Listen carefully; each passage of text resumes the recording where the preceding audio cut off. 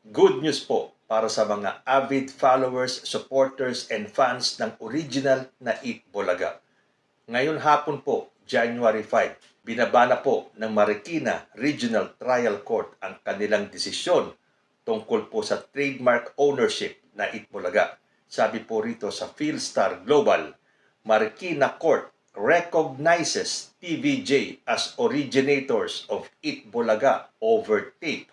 The Marikina Regional Trial Court has favored the hosting trio of Tito Soto, Vic Soto, and Joey De Leon, collectively known as TVJ, in the trademark ownership of the Eat Bulaga name over Television and Production Exponents, Inc.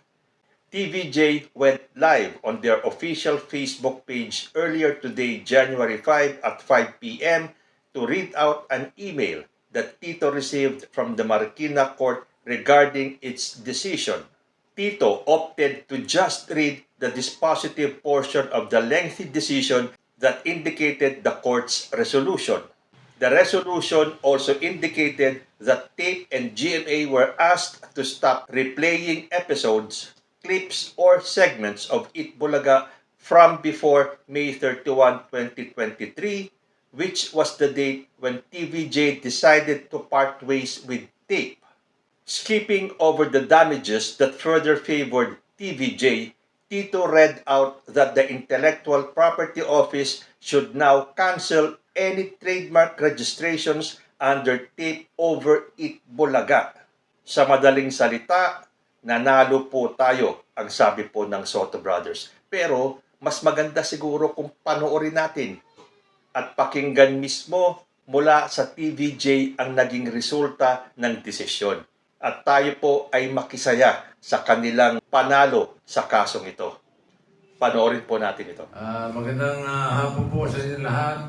Sa lahat ng kaibigan namin, yung mga nanonood sa Facebook Live.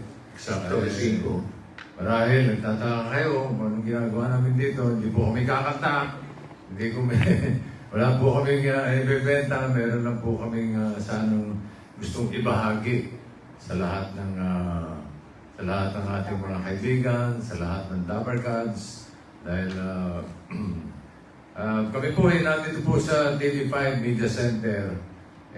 Galing po kami ng sa kasalukuyan po, nagmi-meeting kami tungkol sa anong plano for the new year, for 2024, yung mga pinagpaplano para mas mapaganda ang ating programang Eat Bulaga. Ngayon, exactly 4:23 ng hapon. Kanina lang, may init-init pa. Nakatanggap po si Tito Sen ng isang email. At ito po ay may kinalaman po sa desisyon ng korte tungkol po sa Eat Bulaga. At narito po si Tito Sen para basahin ang isang portion. Napakahaba po ng desisyon ng korte. Marikina Court, no? Maraming explanation pa kasi siyempre kung sa nilalahad doon sa desisyon ng korte. So mahaba po yun. Ang babasahin na lang po namin ay yung dispositive portion. Gusto po namin na kayo, ng mga kaibigan namin, kasama namin, mga tabarkas namin, ang una makaalam nitong balita na ito. So, babasahin ko na nga, yung dispositive portion na sinasabi. Wherefore, judgment is hereby rendered in favor of the plaintiffs against the defendants. Ang plaintiffs po, Tito Vic and Joey, kasama si Jenny at saka si Derek Pucci, permanently enjoining defendants, Television and Production Exponents Incorporated and GMA Network Incorporated from 1. Using the trademarks EB, 8 Bulaga and EB, including all the logos associated with the subject marks in its shows, programs, projects, or promotions. And number 2, using the Eat Bulaga jingle / song or any part thereof in its shows, programs, projects, or promotions. And 3, airing and broadcasting a playback of any and all recorded episodes of the Itbulaga Show prior to 31st May 2023, its segments or any portion thereof in all channels and platforms. Moreover, defendant, blah blah blah, marami pa po. Meron pong mga damages na binabanggit at lahat po ay in favor sa atin. Pati yung sinabi ko dito na pursuant to sections 151-2 and 161 of Republic Act 8293, ito po yung Intellectual Property Office.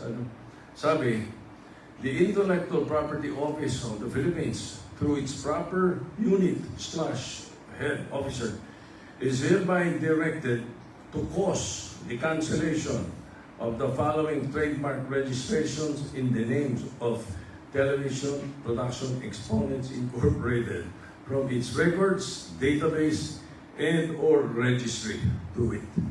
Yun po yung pinakalaman ng dispositive portion.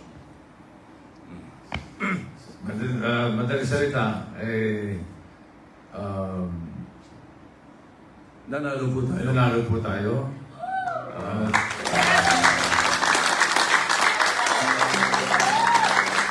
Ito nga yung pinatigan po ng korte yung ating sinasabi na tayo po ang may-ari ng Itbulaga.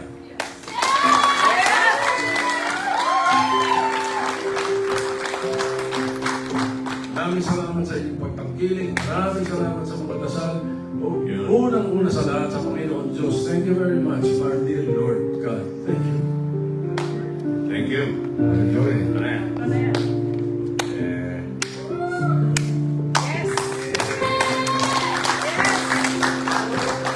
Madaling salita, ating talaga ang Itbulaga.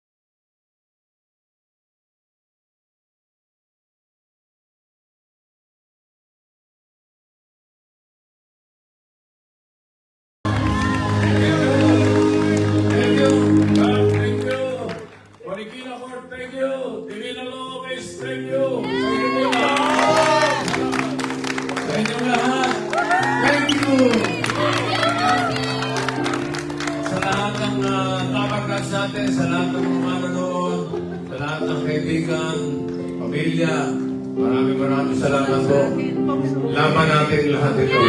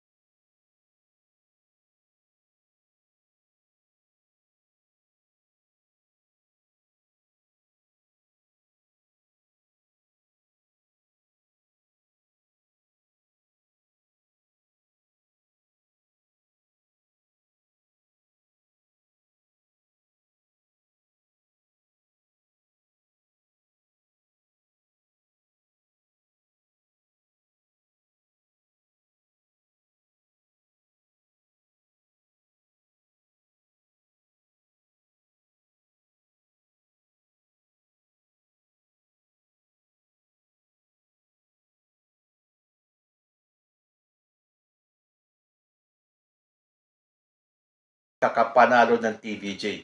Na para sa akin, deserve po talaga nila ang manalo. Ngayon, what remains to be seen ay kung magko-comply ang TAPE at ang GMA at kung kailan uumpisahan ng TVJ na gamitin muli ang titulong Eat Bulaga. So hihintayin po natin bukas kung ano ang mangyayari, kung gagamitin pa ba ng TAPE at ng GMA ang titulong Eat Bulaga. Dahil nung kinunan po ng komento si TAPE Council Attorney Maggie Garduque, sabi po niya, "Yes, I already saw the decision dated December 22, 2023 but released by the court this January. Initial reaction, among others, we were surprised that the court ruled on trademark and trademark infringement when the case pending in court is copyright infringement. We will definitely file an appeal to this decision. There is nothing in the decision which states that since there is injunction issued to TAPE, TVJ can now use the trademark EB and Eat Bulaga, especially that the trademark ownership is still under appeal before the IPO." So yan po ang paka-aabangan natin. Mukhang ilalaban talaga ng TAPE Inc. ito hanggang sa huli. Pero alam nyo, kung ako ang tatanungin, dapat mag-give in na itong TAPE. Meron na po silang sariling followers, meron na po talaga nanonood sa kanila. At kahit na anong pangalan ang gamitin nila, mag-i-stick na po sa kanila yung kanilang mga viewers. At baka magkaroon pa sila ng positive vibes. Kasi aminin po natin, negative po ang dating nila. At oras na sila ay sumunod sa korte at magpalit ng pangalan, mas gagaang po ang pakiramdam ng lahat. At malay natin, baka pagdating ng panahon, mapabagsak nila ang TVJ o itong original na Eat Bulaga. Kasi sa pagkakaalam ko, kahit na umabot sila sa Supreme Court, bibihira naman po kasi yung mga kaso na binabaliktad ng Supreme Court. So mas maganda siguro kung magpalit na lang ng pangalan ang TAPE Inc. So tignan po natin bukas kung ano ang magiging kaganapan sa Eat Bulaga ng Channel 7 at sa original na Eat Bulaga na ngayon ay nasa Channel 5. Again, congratulations po sa TVJ. You deserve it. Hanggang dito na lang po muna tayo. Hanggang sa susunod na mga issues. Maraming salamat po.